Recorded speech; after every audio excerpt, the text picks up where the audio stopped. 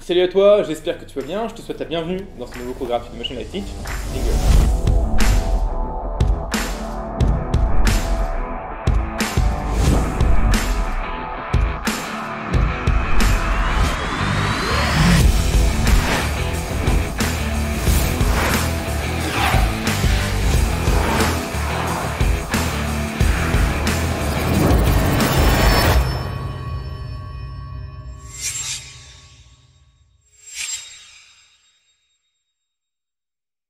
Aujourd'hui, je vais te parler d'un truc hyper important qui est le fait d'avoir une vision long terme.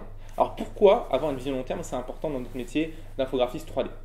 Et bah tu vas t'en rendre compte vite, si tu t'en es pas déjà rendu compte, c'est que faire un film, bah c'est long, ça prend du temps, c'est super long. Si c'est super long, il faut que tu aies une vision long terme, il faut que tu arrives à voir les choses à long terme, à 2, 3, 6 mois, 1 an. Parce qu'en fait, les choses excellentes qui se passent dans ce métier, et même finalement que tu vas avoir dans ta vie, c'est à cette échelle de temps-là. C'est à 2 mois, 3 mois, 6 mois, 1 an. C'est là que ton niveau va exploser, que tu vas sortir des films, que tu vas faire du bon boulot, que tu vas sortir ton showreel, que ta manière de travailler va changer. Bref, c'est à cet horizon terme-là que tu dois te mettre des objectifs en fait. Mais comment faire pour avoir une vision long terme finalement, pour pas galérer et perdre en motivation tous les jours? Parce que avoir une vision long terme, c'est bien, mais comment appliquer cette vision long terme à tous les jours? Et ben, je vais te partager une méthode que j'utilise moi tous les jours depuis maintenant 2 ans et ça m'a changé la vie. La méthode que j'utilise, elle est simple. Tu prends un énorme projet, d'accord? Donc une vision long terme, 6 mois, 1 an. Ça peut être par exemple, j'aimerais travailler dans tel studio. Ça pourrait être, j'aimerais faire un film de 2 minutes en 3D entièrement. J'aimerais par exemple refaire tel ou tel plan en FX. Bref, ça peut être n'importe quel projet, on s'en fout. Tu le prends, ok? Il est énorme, c'est un truc que tu te mets devant, tu flippes juste d'ouvrir le logiciel tellement c'est un gros projet. Ce projet, tu vas le découper en petites parties. Ok? Tu le découpes en petites parties comme ça. Pas compliqué. Tu le découpes en petites parties. En gros, l'idée, c'est de transformer ton gros projet qui te paraît insurmontable en plein de petites parties qui, elles, sont facilement surmontables.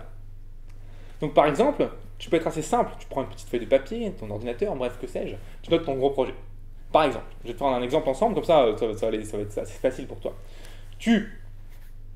Ton projet, c'est de travailler à MPC. Voilà, c'est de t'engager à MPC. Si tu ne connais pas MPC, c'est un des studios les plus gros studios du monde. C'est les concurrents ou les partenaires d'ILM. Ça dépend. Ils sont plutôt partenaires quand tu les vois travailler sur plusieurs films. Enfin bref. Donc c'est des gros studios. Ils font du Avengers, du machin, du truc. Tu vas aller travailler à MPC parce que ça te fait kiffer. C'est cool, génial, j'adore. Donc pour ça, si tu veux travailler à MPC parce que ça te fait kiffer, ce qu'il faut que tu fasses, c'est plusieurs petites étapes pour arriver à cet objectif final de travailler à MPC. Donc tu vas subdiviser une fois, par exemple si tu veux travailler à MPC, déjà il te faut un showreel qui déboîte, qui a le niveau des gens qui travaillent à MPC. Okay, donc hop, première étape moins grande, avoir un showreel. Une fois que j'ai ce showreel, je vais devoir le présenter à MPC, comment je présente à MPC, comment je me déplace, etc. Est-ce que je pourrais pas contacter les gens de MPC pour voir leur niveau, parler avec eux, comment ils ont fait pour être engagés, etc. Bim, première petite étape ici. Tu vois, donc on a déjà 3 étapes, donc des étapes moyennes on va dire, surmontable par rapport à la grosse étape insurmontable qui était de travailler MPC. Première étape, je contacte les gens pour savoir un petit peu leur niveau, comment ça se passe, et puis comment eux ils sont rentrés à MPC. Deuxième étape, je me renseigne sur le niveau de showreel qu'il faut avoir pour MPC, et je fais un showreel de ce niveau-là, si ce n'est plus supérieur. Troisième étape, je me renseigne sur comment me déplacer pour aller faire des entretiens MPC, comment ça marche, est-ce qu'il y a des sections de recrutement, etc. Ok? Donc ça, 3 étapes qui sont ils sont un peu moins surmontables, elles sont quand même assez difficiles, mais elles sont déjà divisées par rapport à la grosse étape. Donc ça, t'écris, tu vois. Et après, tu vas prendre ces étapes et tu vas les rediviser, tu vois. Pas compliqué, donc Dieu, tu les redivises. Et donc, par exemple, la première étape, c'était de contacter les gens d'MPC pour voir un petit peu comment ça se passait. Bah, là, c'est pas compliqué, tu divises en petites tâches.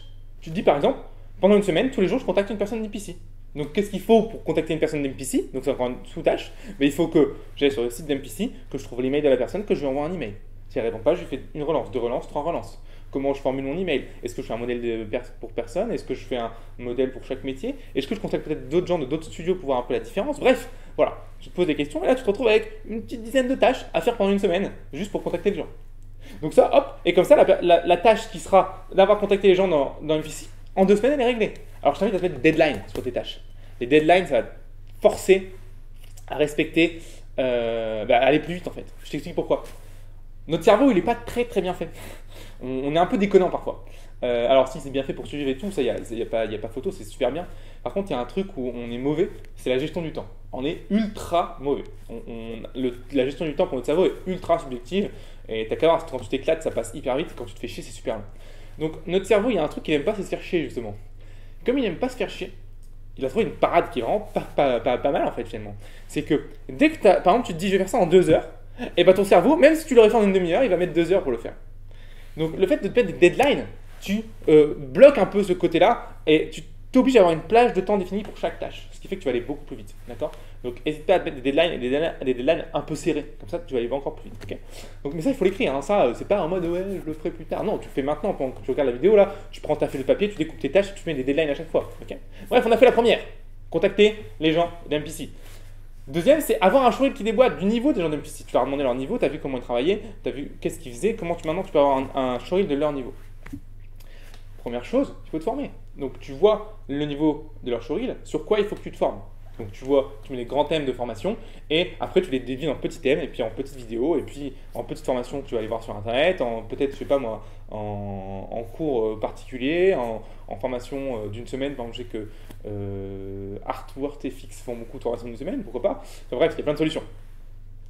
Une fois que tu as ça, tu as tes petites tâches de formation. Ça peut être contacter Artwork et Fix, ça peut être regarder telle vidéo sur YouTube, ça peut être acheter telle formation sur internet, bref, ce que tu veux. Ça peut être aller sur le site de teach.motion-live.com et commencer les vidéos. Je te rappelle, 160 vidéos à l'heure où je parle qui sont gratuites.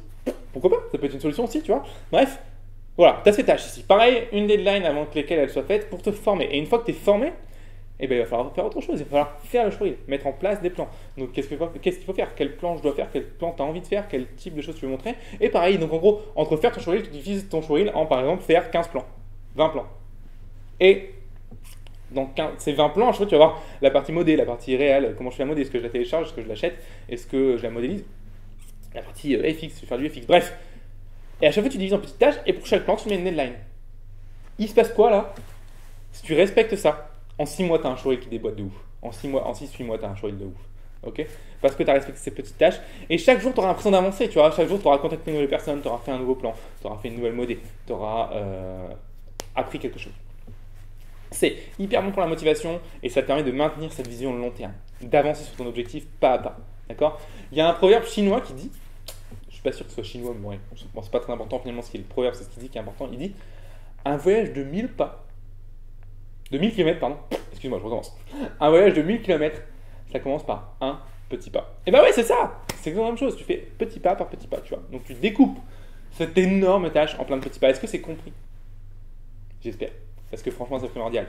Et ça, c'est valable pour tous les projets de toute ta vie. Ça s'arrête pas à la 3D. Là, je t'ai expliqué sur la 3D, mais ça va pour tout n'importe quoi, tu vois. Donc ça, c'est cool. Je te remercie d'avoir suivi ce cours jusqu'au bout. J'espère que ça va t'aider. J'espère que tu vas pouvoir, là, dès maintenant, si tu as un objectif important, mettre ça en place pour y arriver. Okay. Alors, ce que je te propose, si tu veux aller plus loin avec moi, la première chose que j'ai envie de te dire, c'est que maintenant, Motion Life Teach un podcast. Et oui, tu peux aller sur iTunes, tu peux aller sur Podcast Addict, tu peux aller sur Teacher ou toutes les autres plateformes de podcast qui existent. Même sur le site officiel teach.motion-life.com, tu verras, il y a une section podcast.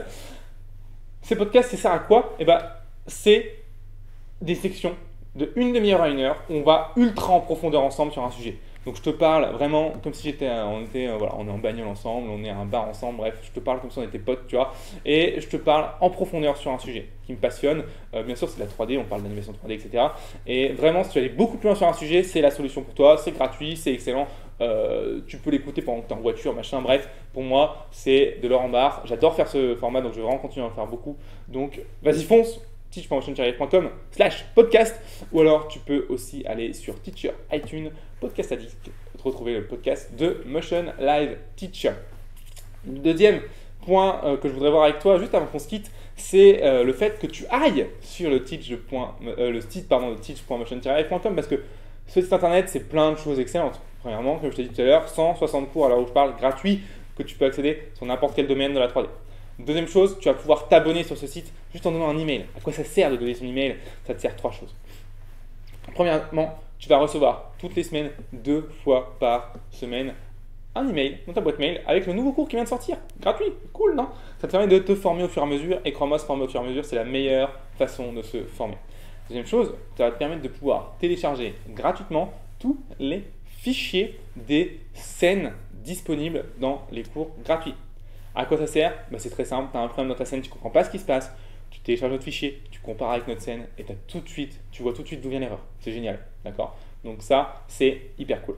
Troisième point primordial, j'envoie souvent du contenu inédit seulement à mes abonnés. Par exemple, début juin de cette année, j'ai envoyé une formation gratuite de une semaine, 7 heures de cours gratuites, inédits seulement pour les abonnés. Je vais le refaire en août et je vais le refaire en octobre.